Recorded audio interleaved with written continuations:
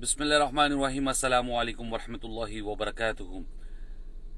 जामे तिर्मिज़ी की हदीस 2676, रसूलुल्लाह सल्लल्लाहु अलैहि वसल्लम ने फरमाया, तुम में से जो शख्स मेरे बाद जिंदा रहा वो बहुत से इख्तलाफात देखेगा।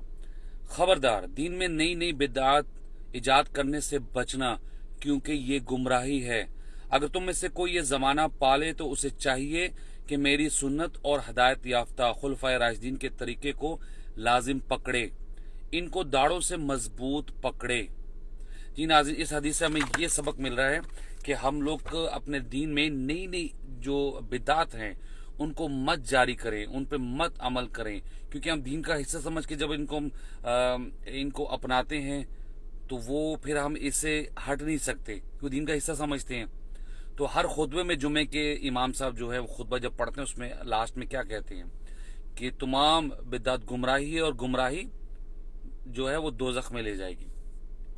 तो हमें इन बिदअत से बचना है, कोई भी नई चीज़ करने की ज़रूरत नहीं है। हमारा दीन बड़ा सादा है, रसूल सल्लल्लाहु अलैहि वसल्लम ने हम तक दीन को पहुंचा दिया है, कंप्लीट हो गया है। और वो हमें कहाँ से मिलेगा? वो हमें सही अहादीस से मिलेगा। तो अगर हमें सही अहादीस से कोई चीज़ मिल जाए, हम आंखें बंद करके उसको एक्सेप्ट कर लें, उस पर अमल करना शुरू कर दें, तो इंशाल्लाह हमारे जो ये नेकियां हैं, हम जो सुन्नतों पे अमल करना, ये अल्लाह ताला कबूल करेगा इंशाल्लाह। और नई इन किस्म की चीज़ों से बिल्कुल परहेज करें। मैं इंशाल्लाह फिर एक वीडियो बनाऊंगा, इसमें आपको बताऊंगा कि बिद्दात जो हमारे अंदर जो मेन बिद्दात हैं वो कौन कौन सी हैं, ताकि आपको आगाही दूं कि हमने बचना किन बिद्दात से है। ठीक हो गया?